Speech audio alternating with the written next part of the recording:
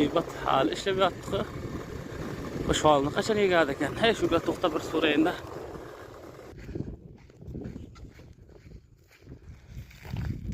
Assalomu alaykum Ibadullo boy. Xorman. Alaykum assalom. Salomat bo'ling.